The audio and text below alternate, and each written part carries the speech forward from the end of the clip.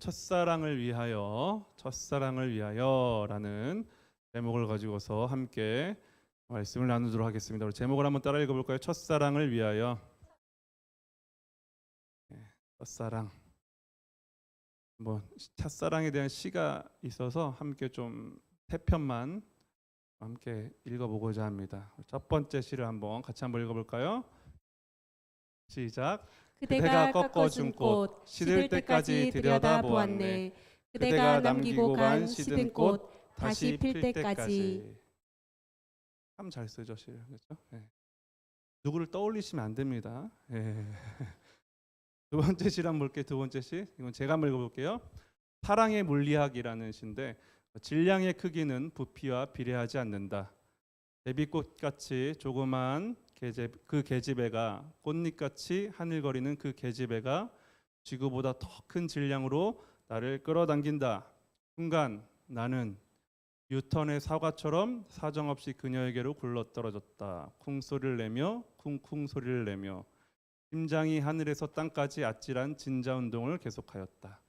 첫사랑이었다. 눈빛이 자꾸 아련해지시는데 아련해지시면 안 되고. 세 번째 시를 한번 볼게요. 첫사랑 우수네님이죠. 한 여름밤 불꽃놀이 축제 그중에 불발탄. 또 아련해지시네 자꾸.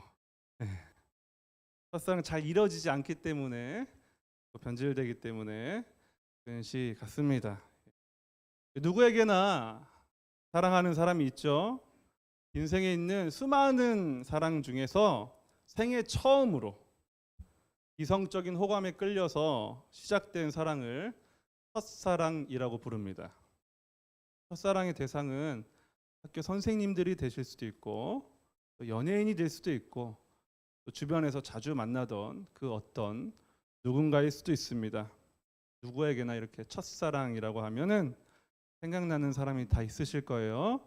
자, 이제 머릿속에 지우셔요. 이제 자, 이 한 인격체가, 한 사람이 가지는 이 남녀 간의 첫사랑에 대해서 한번 생각을 해볼까요? 첫사랑이 시작되기 전까지는요, 그 관심이 거의 다 나라는 대상에 붙잡혀 있습니다. 그렇죠? 그러다 어느 순간 좀 자라다 보니까 사랑하는 이성이 눈에 들어오기 시작합니다. 그 순간부터 모든 관심이 어떻게 됩니까? 나에게서 너에게로 옮겨집니다. 내가 하는 모든 일들은 그 사람을 통해서만 의미를 가지게 되는 거예요. 내가 하는 모든 것을 그 사람을 위해서, 너를 위해서, 그 사람과 함께 하고 싶어집니다. 그렇게 첫사랑의 시선은 나에게서 너에게로 옮겨지는 겁니다. 성경에도 이 가슴 설레는 이 아름다운 첫사랑에 대한 이야기가 있습니다. 바로 오늘 읽은 에베소 교회의 이야기예요. 에베소는 지역 이름이고요. 에베소에 있는 교회를 에베소 교회라고 합니다. 이 에베소 교회는요, 하나님에 대한 첫사랑을 진하게 간직한 교회입니다. 하나님은 에베소 교회를 사랑하셨어요. 그리고 그 사랑에 감동받은 에베소 교회 또한 하나님과 사랑에 빠졌습니다. 서로가 서로를 사랑하는 가장 이상적인 관계, 사랑의 선순환이 이루어지는 교회가 바로 이 에베소 교회였습니다. 그리고 하나님께서는요, 이 에베소 교회 사람들의 하나님 자신을 향한 그 첫사랑을 기억하고 계셨어요. 그리고 그 첫사랑에 대해서 칭찬을 하셨는데요, 이 칭찬의 내용이 이렇습니다. 같이 한번 읽어볼게요. 요한계시록 2장 2절 3절인데 한번 같이 한번 읽어보겠습니다. 시작. 나는 내 행위들과 내 수고와 내 인내를 안다. 또 내가 악한 사람들을 참지 못하는 것과 자칭 사도라고 하는 사람들을 시험해 그들이 사도라 하니라 가짜들이라는 것을 밝혀낸 것을 안다.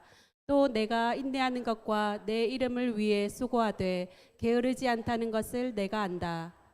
자, 제가 여기 이 에베소 교회를 이야기하면서 첫사랑을 잘 이야기하는 교회라고 했고, 하나님 또한 첫사랑에 대해서 이야기를 하고 계시는데요, 이 에베소 교회는요, 어려운 상황에서도 수고와 인내를 한 것, 그리고 하나님의 복음과 이단의 말씀을 분별해낸 것, 그리고 진리를 수호한 일, 그리고 환난과 핍박 가운데서도 다른 교회들처럼 낙심하지 않고 잘 견디고 게으르지 않고 성실하게 하나님을 사랑한 것에 대해서 칭찬을 하십니다. 칭찬받아 마땅하죠.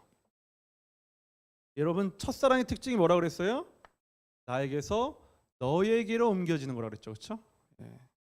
에베소 교인들이 수고하고 인내하고 고난을 잘 참아낸 비결이 있습니다. 3절에서 그 비결을 밝히고 있는데요. 비결이 뭐였어요? 3절에 보니까 3절 잠깐 다시 볼게요. 3절. 예. 비결이 있어요. 비결. 시작.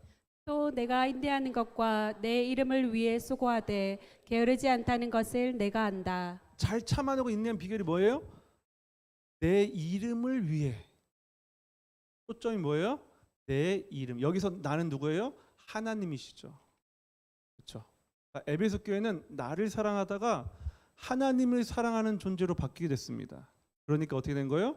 하나님을 위해 살기 시작한 거예요. 그것을 하나님은 첫사랑이라고 이야기하죠. 삶의 초점이 주님을 위해였기 때문에 이 에베소 교회는 하나님께 칭찬받아 마땅했습니다. 그런데 우리 대개 첫사랑이 그러하듯이 에베소 교회도 그 마음이 변했어요. 그러니까 첫사랑과 첫사랑이 만나서 결혼하는 케이스는 딱 한 번밖에 못 봤어요. 우리 황희승 목사님 형님 되시는 우리 황희종 목사님, 그분이 첫사랑으로 만나셔서 결혼하셔서 지금까지 잘 살고 계시는데 다들 아니시죠? 네. 그래서 하나님은요 에베소 교회를 향해 책망하셨습니다. 우리 4절 5절 말씀 같이 읽어볼게요. 왜 책망하셨는지 4절 5절 시작. 그러나 내가 내게 책망할 것이 있으니 그것은 내가 첫사랑을 버린 것이다. 그러므로 너는 어디서부터 잘못됐는지 생각해 보아 회개하고 처음에 행했던 일들을 행하여라. 만일 그렇게 하지 않고 회개하지 않으면 내가 내게로 가서 내 촛대를 그 자리에서 옮길 것이다. 첫사랑을 버렸으니까 다시 처음 사랑을 회복하라는 말입니다. 무슨 말일까요? 이런 말이에요. 주를 위해 살던 에베소 교회가 칭찬받던 그런 에베소 교회가 주를 위해 살다가 누구를 위해 사는 거예요? 다시 나를 위해서 살기 시작했다는 겁니다. 오늘 말씀과 관련해서 세상에는 세 가지 유형의 인생이 있다는 것을 제가 발견을 했습니다. 그것을 탁자 비유를 통해서 함께 나눠보고자 합니다. 여러분 탁자 아시죠? 탁자? 테이블. 다리가 보통 4개가 있는데요. 그것보다 다리 개수가 적은 탁자도 있어요. 3개가 있는 탁자도 있습니다. 사실 탁자는 이 균형만 잘 맞아 떨어지면은 이 3개로도 충분히 안정감 있게 탁자를 유지할 수가 있어요. 탁자 사진 한번 볼까요? 이런 탁자 잘 아시죠? 예, 지금부터 이 3가지 인생의 유형을 다리가 3개인 이 삼각 탁자의 비유를 통해서 나누어 보도록 할게요. 이 균형을 잘 잡아놓으면은 그 위에다 무엇을 올려두어도 안정감 있게 풍성하게 살 수 있다 이거예요. 그러나 이것을 안정감 있게 하지 않으면은 언제든지 무너질 수 있고 언제든지 넘어질 수 있다는 겁니다. 첫 번째로 오늘 말씀을 통해서 볼 수 있는 인생의 유형은 첫 번째로 나를 위해 사는 인생이 있습니다. 나를 위해 사는 인생. 나 자신을 위해 사는 사람의 눈에는요 온통 자기 자신밖에 보이지 않습니다. 그래서 이기적이고 불안정한 인생이 됩니다. 나를 위해 사는 인생은요 테이블을 세우려고 한다면은 이 막대기가 하나밖에 없는 거예요. 나를 위해 산다는 거는. 그러니까 이 테이블이 잘 설 수 있겠습니까? 물론 잘 이렇게 나사를 받고 하면은 설 수 있긴 있을 거예요. 불안정하게만 남아 세울 수 있을 겁니다. 그러나 무거운 짐을 올리면 올릴수록 한쪽에 쏠려 놓으면 놓을수록 어떻게 되겠어요? 무너지겠죠. 떨어지겠죠. 그래서 이러한 사람에게 나를 위해 사는 사람에게는 늘 이러한 문제가 발생합니다. 왜냐하면은 오직 나를 위해 살기 때문이에요. 나의 유익을 위해서라면은 다른 사람에게 피해 주는 것쯤은 대수롭지 않게 여깁니다. 왜? 나를 위하기 때문이죠. 모든 것이 다 나를 위해서예요. 첫사랑이 시작도 안 된 유아적인 상태라고 이야기할 수 있겠습니다. 어린 아이들에게서 이런 모습들을 좀 볼 수 있는데요. 전에 있던 교회에서 같이 사역하던 목사님에게 어린 막내딸 아이가 있었어요. 하루는 제가 아이에게 가서 아빠가 좋아, 내가 좋아? 하고 물어봤어요. 아이가 아빠가 좋아 이러는 거예요. 약간 살짝 약이 올라가지고 손에 사탕이 있었거든요. 물어봤어요. 아빠가 좋아, 사탕이 좋아? 뭐라 그랬게요? 사탕. 바로 꺾였어요. 왜 사탕 좋다 그랬을까요? 나에게 지금 당장 만족 주는 게 사탕이기 때문입니다. 나를 위해. 그래서 저는요, 아이들만 이런 줄 알았어요. 살아보니까 그렇지 않더라고요. 자신만 위해 사는 사람은요, 세월이 흘러도 쭉 그렇게 늙어서까지 자기 자신만을 위해서 살아갑니다. 다른 사람과 관계를 맺을 때도 이 사람 나에게 이익을 주는 사람이냐, 손해를 끼치는 사람이냐 하고 이 관계를 따진다 이거예요. 계산을 합니다. 머릿속에서 계속. 나에게 좋은 사람이냐 아니냐. 티가 나게 이렇게 하는 사람도 있지만 티나지 않게 은근하게 교묘하게 계산하는 사람도 있습니다. 그래서 사람들이 이런 사람을 싫어합니다. 매우 싫어합니다.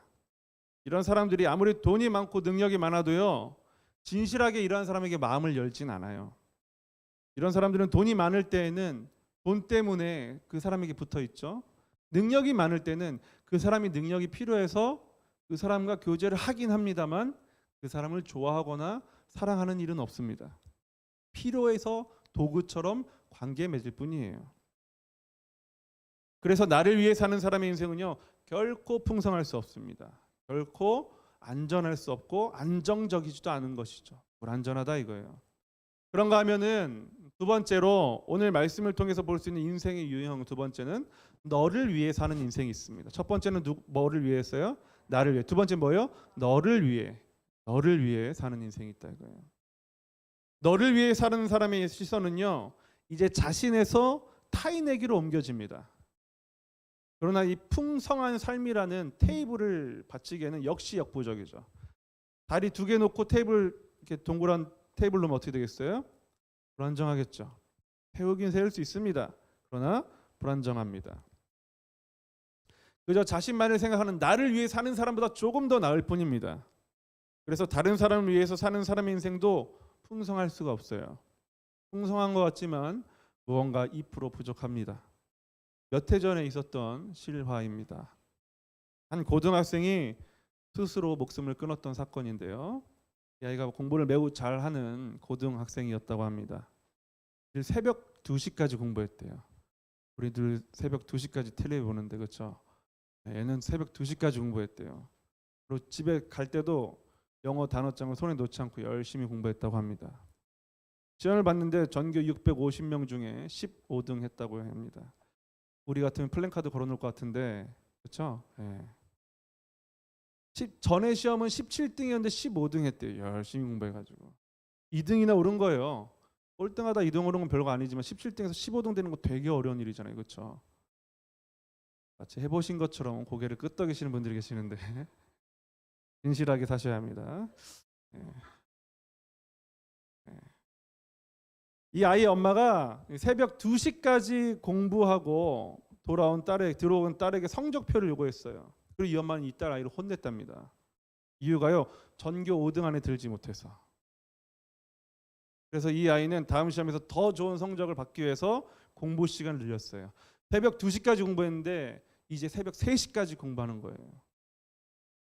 왜냐하면 전교 5등 안에 들어야 했기 때문입니다. 엄마는 딸에게 늘 이렇게 이야기했다 그래요. 한심하다. 너한테 들어가는 학원비가 얼마인 줄 아냐? 그렇게 학원비에 투자를 하면은 전교 5등 안에 들어야지. 다른 애들보다 더 열심히 해. 그렇게 해서 대학은 갈 수 있겠어? 정신 좀 차려라.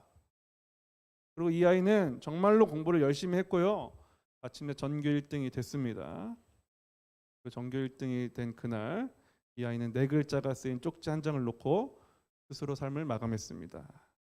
이제 됐어? 써놓고서 실화입니다. 실화. 이제 됐어? 엄마를 위해 공부를 했던 학생이 이 아이 하나뿐일까요? 아이를 위해 사는 엄마가 이 엄마 한 명뿐일까요? 이렇게 너를 위해 초점을 맞추고 사는 사람들의 특징이 있어요. 상대방이 내 기대에 못 미치면 어떤 거예요? 마음이 섭섭해집니다. 내 기대에 못 맞춰지면. 내가 너를 위해라고 하잖아요. 너를 위해 이만큼 했는데 너는 왜 내 기대를 충족하지 못하니 하고 실망한단 말이에요. 섭섭해하고. 아이들을 키우는 부모님들에게 왜 사냐고 물어보면은 인생의 목적이 무엇이냐라고 물어보면은 대부분 이렇게 이야기합니다. 토끼 같은 내 자식 새끼 때문에 삽니다. 그리고 이렇게 사는 분들이 자녀가 잘 자라서 독립을 하게 되면은 이렇게 또 이야기하죠. 아, 이놈의 자식 새끼들 다 필요 없다. 자식 새끼를 위해 산다고 해놓고서 자식들이 다 크니까 다 필요 없다는 거예요. 왜냐하면 이 아이들이 크고 나니까 부모님들에 대한 애정도 자기 짝이라든가 혹은 뭐 자기 친구들에게로 넘어가기 때문에 부모에 대한 관심이 쑥 하고 줄어들지 않겠어요? 그러니까 서운한 마음이 생기는 거죠. 물론 경우에 따라서 부모님께 효도를 잘하는 분들도 계십니다. 효도를 잘하면은 아내가 싫어하죠. 그렇죠. 남편이 효자면은 아내가 피곤하고 아내가 효녀면은 남편이 피곤합니다. 그래서 다른 사람을 위해 사는 사람은요 항상 관계에 문제가 많아요. 뿐만 아니라 너를 위해 사는 사람은요 늘 불안합니다. 왜냐하면은 늘 누군가 너의 마음을 만족시키기 위해 살아야 되기 때문에 내가 이 정도 했으면 그 사람이 만족할까? 아닐까를 자꾸 생각하면서 사는 거예요. 그 불안하죠. 너를 위해 사는 사람의 인생은요 풍성하지가 않습니다. 그래서 다만 나 하나만을 위해 사는 사람보다 조금 더 나을 뿐이에요. 엄밀히 이야기하면 우리 속내를 한번 따져볼까요? 너를 위해 사는 사람들의 속내는 뭐예요? 너를 위해라는 말 안에는 뭐가 들어있어요? 나를 위해가 들어있죠. 그렇죠? 나의 마음과 만족과 평안을 위해서 갈등을 최소화시키기 위해서 갈등을 최소화시켜야지 내 마음이 편하니까. 누굴 위해서요? 나를 위해서죠. 너를 위해서라고 포장했지만 실제는 누굴 위해서요? 나를 위해서죠. 왜 자녀를 그렇게 사랑합니까? 나를 위해서. 내 맘 편하자고. 나를 위해 사는 사람이나 너를 위해 사는 사람이나 풍성한 삶을 살기 위해서는 불안정하기는 마찬가지입니다. 다리를 하나 세우나 다리를 두 개 세우나 그 테이블 위에다가 무언가를 놓기에는 불안정하다 이거예요. 약간의 짐만 올려놓을 수 있습니다. 약간의 물건만. 그러나 나를 위해 너를 위해 사는 인생과는 다른 풍성한 삶이 있습니다. 결코 실패가 없는 삶이 하나 있어요. 뭘까요? 주를 위해 사는 삶입니다. 세 번째로 어떤 삶이라고요? 주를 위해 사는 삶입니다. 여러분 에베소 교회의 첫사랑의 내용은 이것입니다. 모든 고난과 어려움, 이단에 대한 단호한 대처, 확고한 진리 수호, 이것이 바로 에베소 교회가 잘 가졌던 첫사랑의 내용이었어요. 이 당시 로마 정부는요, 로마의 지배 아래에 있었는데 이 에베소란 지역이 로마 황제를 숭배하는 정책을 펼쳤습니다. 그리고 도시들마다 많은 도시가 있었는데 도시들마다 경쟁을 유도해서 황제를 잘 숭배하도록 부추겼어요. 정책을 그렇게 했습니다. 그래서 로마 황제는요, 로마 황제를 잘 숭배하는 도시에게 여러 혜택을 주었습니다. 예를 들면은 자, 로마 황제 우리나라식으로 따지면 지금 대통령을 잘 섬기게 되시면 여러분 잘 지지해 주시면은 혜택을 드리겠습니다. 이런 거예요. 그럼 지자체에서 어떻게 하겠어요? 대통령에게 충성하기 위해서 여러 행사들을 하고 하겠죠. 눈에 잘 띄면은 정부에서 중앙정부에서 세금을 깎아준다거나 아니면 뭐 지원금을 막 몇 천억 준다거나 몇 조를 준다 이런 식으로 그런 황제 숭배를 하도록 정책으로 유도를 했다 이겁니다. 그리고 그 중심에 있었던 도시가 바로 이 에베소라는 도시였어요. 에베소는요 종교, 사상, 정치, 행정적으로 중요한 가치를 가진 도시입니다. 뿐만 아니라 항구 도시였기 때문에 여러 문화가 유입이 빨리 되고 문화의 유행주기가 굉장히 빨리 돌았습니다. 항구 도시가 그렇잖아요, 그렇죠? 배가 한 대 들어올 때마다 새롭게 유행이 바뀌는 거예요. 지금 워낙 들어온 양이 많으니까 그렇지만 당시에는 배가 막 지금처럼 많지는 않았잖아요. 그래서 다른 나라에서 배에 온갖 화려한 사치품과 함께 또 새로운 사람들이 들어오지 않습니까? 그럼 어떻게 돼요? 새로운 사상도 들어오고 새로운 종교도 들어오고 새로운 생각도 들어오는 겁니다. 그래서 에베소는요, 물질적으로도 정신적으로도 다채로운 부자 도시였어요. 그러나 이 황제 숭배를 하는 당시의 상황 때문에 당시 에베소에서 신앙생활하던 교인들은요, 많은 곤란을 당했습니다. 왜냐하면 황제 숭배를 하기 위해서는요, 증명을 해야 되는데 뭐냐면은 나는 황제를 주인으로 모십니다. 그런 고백을 해야 했어요.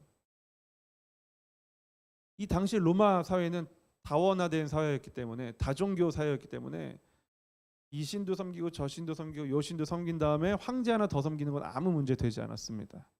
근데 기독교는 다르죠. 유일신 여호와 하나님만 섬기기 때문에 황제를 주인이라고 말하는 것은 굉장히 불편했습니다. 그리고 해서는 안 되는 일이었고요. 그래서 나는 황제를 주인으로 부르지 못하겠습니다 라고 말해야 했고, 이런 신앙 고백을 통해서 많은 핍박을 당했습니다. 다른 사람보다 세금을 수십 배 더 내야 했고 출세의 길도 막혔습니다. 뿐만 아니라 목숨의 위협을 당했는데요. 여러분, 에베소라는 곳에 가면요, 이 원형 경기장이 있습니다. 지금도 남아 있어요. 원형 경기장이 있는데, 원형 경기장 아시죠, 여러분? 큰 경기장 안에 많은 관중들이 모여 있는 거예요. 그들은 되게 잘 차려입고 많은 부와 여유를 가진 사람들만 그곳에 들어갈 수 있습니다.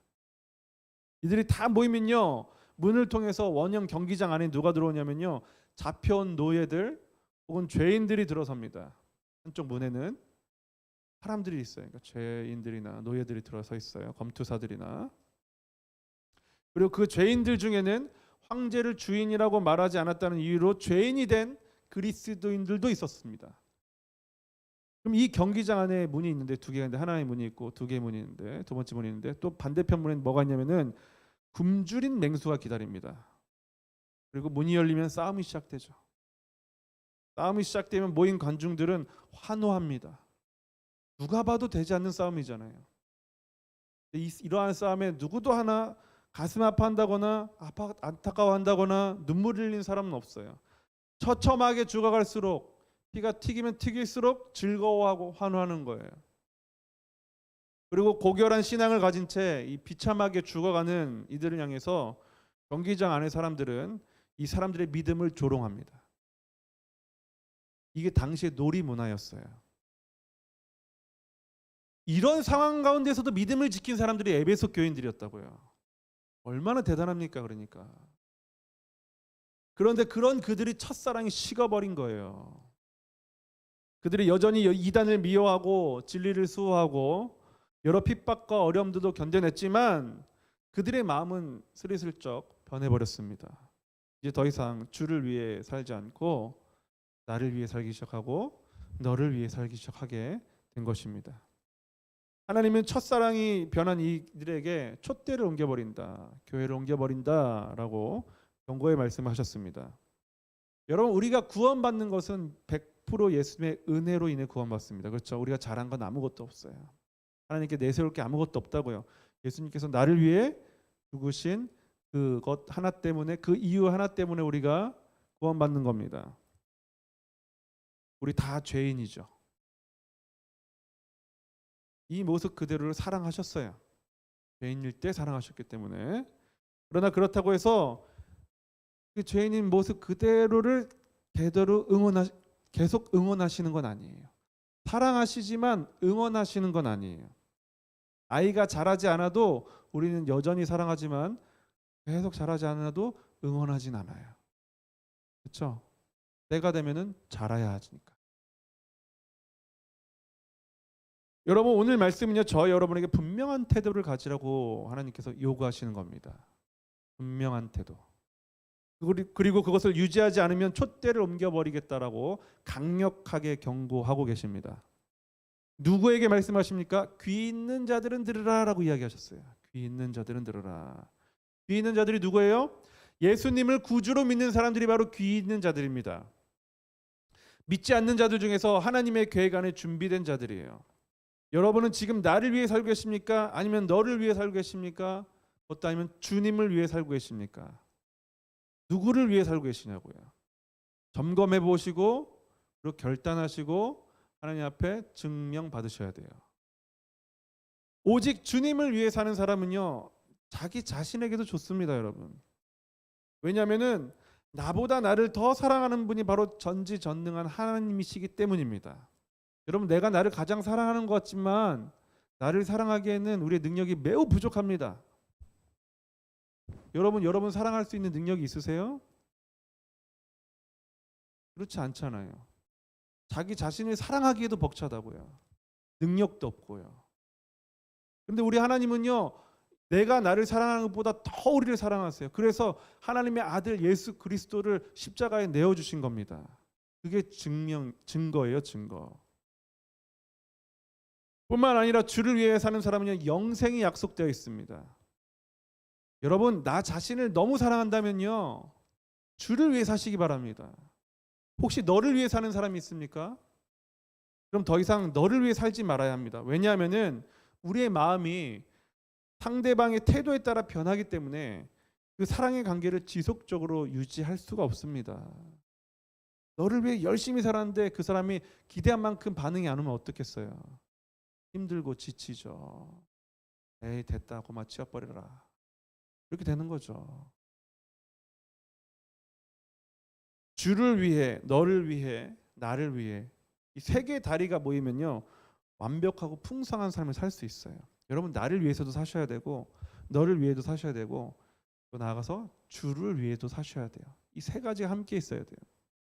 주님만 위해 살겠다고 하면서 자기 자신은 돌보지 않고 가족도 돌보지 않는 것도 문제입니다.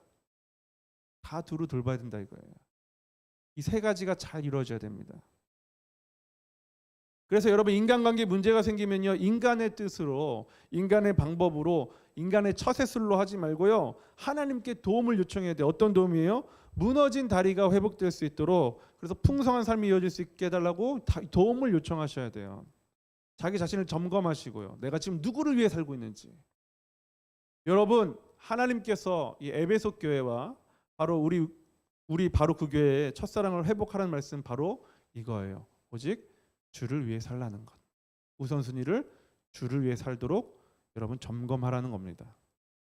여러분 중에 처음 주님을 만났을 때 황홀했던 기억을 가지신 분들이 계십니까? 그런 분들이 계시죠, 그렇죠? 그때 우리 뭐라고 기억해요? 정말 고백합니까? 정말 신기한 일인데 누가 하나 가르쳐 준 일도 없고 누가 하라고 시킨 적도 없는데 이 회심한 사람들의 공통적인 특징 고백이 이런 거예요. 주님, 저는 그동안 나 자신을 위해 살았습니다. 그러나 이제는 주님을 위해 살겠습니다 라고 고백하게 된다는 거예요. 여러분, 이 첫사랑이 두근거리는 고백이 지금 여러분의 삶 중심에 놓여 있습니까? 없다면 빨리 회복하십시오. 촛대가 옮겨지기 전에 빨리 회복하셔야 합니다. 그런가 하면 아직 주님과의 첫사랑 단계에 들어가지 못한 사람도 있을 건데요. 여러분, 첫사랑은 직분과 상관이 없어요. 대학교 다닐 때 신학대학교를 다녔으니까 채플 예배 시간이 있습니다. 목회를 아주 잘하시던 목사님 한 분 계셨는데 목회 한 30년 하신 분이셨어요.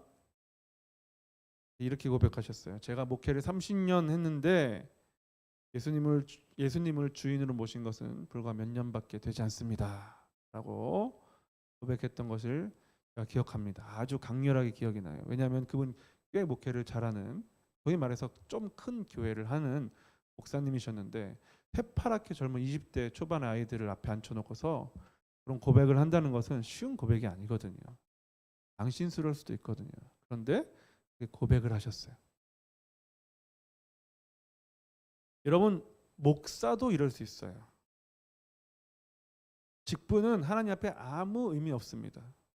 교회 안에서 일을 잘 하기 위해서, 감당하기 위해서 나누고 섬기도록 부여받은 것이죠. 여러분, 우리가 무엇으로 하나님을 사랑하는지 알 수 있을까요? 너무나 명쾌하고 단순합니다. 말씀에 반응하고 순종하는 것, 말씀의 열매를 맺는 것을 통해서 우리가 하나님을 사랑하는지 안 하는지를 알 수 있는 거예요. 여러분, 하나님의 말씀에 반응하고 계십니까? 하나님 말씀을 읽고 듣고 하고 계십니까? 직분은 있는데 불순종하고 있다면요, 그 사람은 첫사랑이 시작되지 않았거나 첫사랑을 잃어버려서 촛대가 옮겨진 인생일 수도 있습니다. 금요일에도 이런 이야기를 나눴는데 하나님 말씀을 듣고 감탄만 하다 끝나는 인생들이 있다고 그랬어요. 놀라워합니다. 하나님 말씀 놀라워, 좋아, 감탄하지만 그 말씀을 내 안에 모시지 않고 반응하지 않는 인생도 있어요. 여러분, 아직도 한 번도 주님을 위해 살아본 적이 없다면요, 오늘부터 내가 주님을 위해 살겠다고 의지를 들이시면 됩니다. 그것은 꼭 극적인 어떤 감정적인 변화를 통해서 이루어지는 게 아니에요. 신앙생활을 하다 보면 많은 사람들이 오해하는 것이 있는데요, 어떤 사람들이 예수님을 만나는 사람이 극적이고 신비로운 과정을 통해서 만나는데 자기 자신은 그저 그런 신비로운 경험이 없으니까 구원받은 줄 모르겠다는 거예요. 어떤 사람들은 꿈속에서 환상을 봤다거나 큰 사고를 당해서 주님의 음성을 들었다거나 하는 일들이 있는데, 사도 바울 같은 사람들이 그런 사람들이죠. 그러나 그렇지 않은 사람들이 많이 있습니다. 요셉, 다니엘, 사무엘, 디모데와 같은 사람들은요, 그냥 잔잔하게 예수님 믿었는데 잘 믿고 모범이 된 사람들이 오히려 자연스럽게 쭉 신앙생활을 하다가 신앙의 성장을 이뤄낸 사람들입니다. 그러나 어떤 계기가 되고 어떤 시점이 되면은 하나님의 손에 붙들려서 주를 위해 살겠다고 헌신하게 되는 것이죠. 여러분, 누군가와 사랑에 빠지게 되는 일이 그런 거 아니에요? 한눈에 뿅 하고 한눈에 딱 반하는 사람도 있죠. 그런가 하면은 늘 가까이 보다가 어느 스며들듯이, 이 사람 참 좋다, 이 사람하고 살아보면 좋겠다, 연애해보면 좋겠다 하고 생각이 들 수도 있잖아요. 대부분 이런 경우 아니겠습니까? 첫사랑이 막 탁 눈에 불 들어와가지고 하는 경우는 잘 없어요. 우리 눈이 맞아야 되니까. 신앙도 마찬가지입니다. 늘 오던 교회에, 늘 드리던 예배에, 늘 듣던 말씀을 듣는데 어느 날 갑자기 어떤 말씀이 한 구절이 내 안에 탁 들어와서 내 삶을 움직이기 시작합니다. 그러면은 그때 거절하시지 않으면 됩니다. 거절하시면 안 돼요. 그래서 이제는 나를 위해 사는 삶에서 주를 위해 사는 삶이 되겠다고 고백하고 그 말씀대로 사시면 됩니다. 많은 말씀을 다 모르셔도 괜찮습니다. 단 하나의 말씀이라도 그 말씀이 내 삶의 중심이 되어서 하나님을 사랑하게 한다면은 여러분, 그 말씀 하나로 풍족한 겁니다. 만족할 수 있는 겁니다. 여러분, 혹시 주변 사람들이 나를 자꾸 섭섭하게 합니까? 가족들이 나를 자꾸 서운하게 합니까? 혹시 여러분, 주를 위해 사는 것이 아니라 그 사람을 위해 살고 있는 거 아닐까요? 혹은 나 자신을 위해 살고 있으면서 위장하고 있는 거 아닐까요? 카일 아이들먼이라는 목사님께서 이런 말씀을 하셨어요.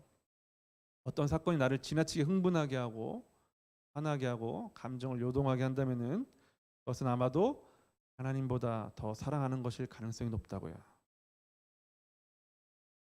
내가 사랑하는 남편 때문에 화나는 거 아니에요, 그렇죠? 내가 사랑하는 아내 때문에, 아이들 때문에 화나는 거 아니에요? 옆집 남자 때문에 화나는 일 없잖아요. 네. 옆집 여자들 때문에 화나는 사람 있습니까? 저기 아프리카에 불쌍한 아이들 때문에 막 눈물 흘리는 분 계세요? 우리 아이 감기 걸리기만 해도 그냥 속상하죠. 네. 내가 사랑하는 대상으로 인해서 나의 감정이 요동치고 그걸 통해서 내가 누구를 사랑하는지를 확인할 수 있다는 거예요. 잠을 자도 주님을 위해 자십시오. 밥을 먹어도 주를 위해 드십시오. 공부를 해도 주를 위해 하는 우리 학생들 되기를 예수님으로 축복합니다. 전도를 해도 주님을 위해서. 전도를 하는데요, 자기 자신을 위해 전도하는 사람도 있어요. 봉사를 해도 주님을 위해 하십시오. 봉사를 하는데 자기 자신을 위해 봉사하는 사람도 있어요. 주님을 위해 하십시오. 주님을 위해 사는 사람의 특징이 있어요. 뭐냐면 성실한 거예요. 주님을 위해 사는 사람들은요, 자기의 컨디션, 자기의 상황의 영향을 받지 않습니다. 나를 위해 사는 사람들, 너를 위해 사는 사람들은요, 환경과 상황에 따라 변하게 됩니다. 오로지 주를 위해 살 수 있는 저와 여러분 될 수 있기를 예수님으로 축복합니다. 우리 한 목사님께서 이 첫사랑을 잘 유지하는 좋은 비결에 대해서 알려주셨는데요. 이 말씀을 마지막으로 드리고 마치도록 하겠습니다. 이분이 이렇게 말씀하셨어요. 주님을 위하여 목숨을 바치는 사람이 되기보다는 주님과 뜨겁게 연애하는 사람이 되라. 주님과의 첫사랑을 다시 새롭게 하고 평생을 주님과 뜨겁게 연애하는 저와 여러분 될 수 있기를 예수님으로 축복합니다. 다 같이 잘 일어나셔서 내가 주인 삼은 우리 하나님 앞에 찬양 올려드리겠습니다.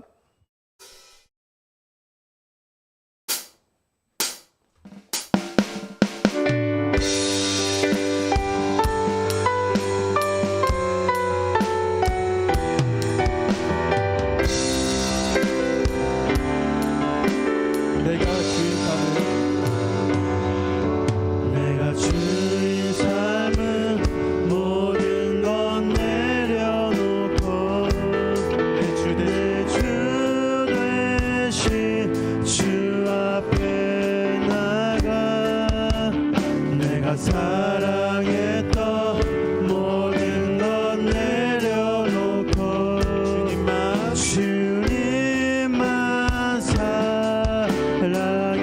다시 한번 내가 주인 삼은 내가 주인 삼은 모든 것 내려놓고 내 주 대신 주 앞에 나가 내가 사랑했던 모든 것 내려놓고 주님만 사랑해. 주 사랑 거친 풍랑에도 깊은 바다처럼 나를 잠잠케 해. 주 사랑 내 영혼의 반석 그 사랑 위에 거친 풍랑에도 주 사랑 거친 풍랑에도 깊은 바다처럼 나를 잠잠케 해. 주 사랑 내 영혼의 반석 그 사랑 위에 한 번 더 고백합니다. 주 사랑 주 사랑 거친 풍랑에도 깊은 바다처럼 나를 나를 잠잠케 해. 주 사랑 내 영혼의 반석 내 영혼의 반석 사랑 위에 서리 그 사랑 위에 서리 그 사랑 위에 서리 그 사랑 위에 서리. 잠시 시간 말씀을 기억하시면서 기도하겠습니다. 하나님, 내가 주님을 위하여 살고 있는지 점검하게 하여 주시옵소서. 에베소 교회에 책망하셨던 그 말씀 따라서 하나님, 내가 오직 주를 위해 살 수 있도록 나를 위해 너를 위해도 좋지만 오직 주님을 위하여 살 수 있는 우리가 되게 하여 주시옵소서. 그래서 이것에 기준을 맞춰두고서 나를 위해 살기도 하고 너를 위해도 살기도 하지만 오직 주를 위해 더 우선순위를 드릴 수 있는 우리가 될 수 있도록 주여 함께 도와주시옵소서. 주여 한 말씀 기도합니다. 주여 하나님 기도합니다.